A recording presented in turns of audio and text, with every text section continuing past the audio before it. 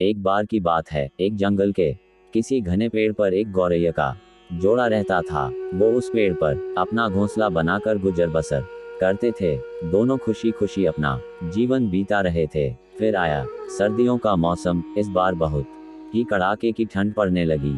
ठंड से बचने के लिए एक दिन कुछ बंदर उस पेड़ के नीचे ठिठुरते हुए पहुंचे। तेज ठंडी हवाओं से सभी बंदर कांप रहे थे और बहुत ही परेशान थे। पेड़ के नीचे बैठने के बाद वो आपस में बात करने लगे कि काश कहीं से आग सेंकने को मिल जाती तो ठंड दूर हो जाती।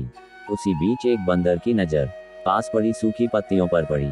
उसने दूसरे बंदरों से कहा, चलो इन सूखी पत्तियों को इकट्ठा करके जलाते हैं। उन बंदरों ने पत्तियों को एक जगह इकट्ठा किया और उन्हें जलाने का उपाय करने लगे।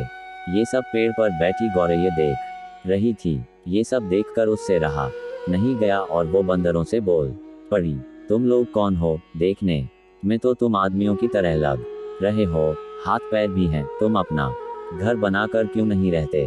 गौरैया की बात सुनकर ठंड से कांप रहे बंदर चिढ़ गए और बोले, तुम अपना काम करो, हमारे काम में पड़ने की जरूरत नहीं है।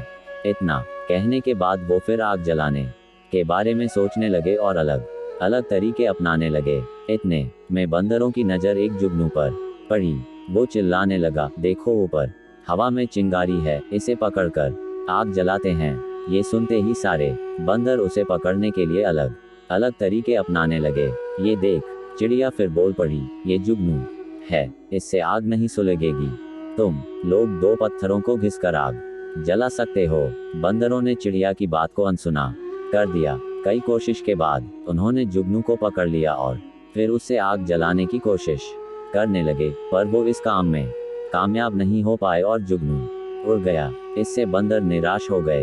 इतने में फिर से गौरैया बोल उठी, आप लोग मेरी बात मानिए, पत्थर रगड़कर आप आग जला सकते हैं। इतने में एक गुस्साए हुए बंदर से रहा न गया और उसने पेड़ पर चढ़कर गौरैया के घोंसले को तोड़ दिया। ये देख चिड़िया दुखी हो गई और डर कर रोने लगी। इसके बाद वो उस पेड़ से उड़कर कहीं और चली गई। कहानी से सीख, जरूरी नहीं कि हर किसी को ज्ञान या उपदेश दिया जाए। उपदेश उसी को दिया जाना चाहिए जो समझदार हो और बातों को समझे। बेवकूफ को उपदेश देने से खुद का ही बुरा हो सकता है।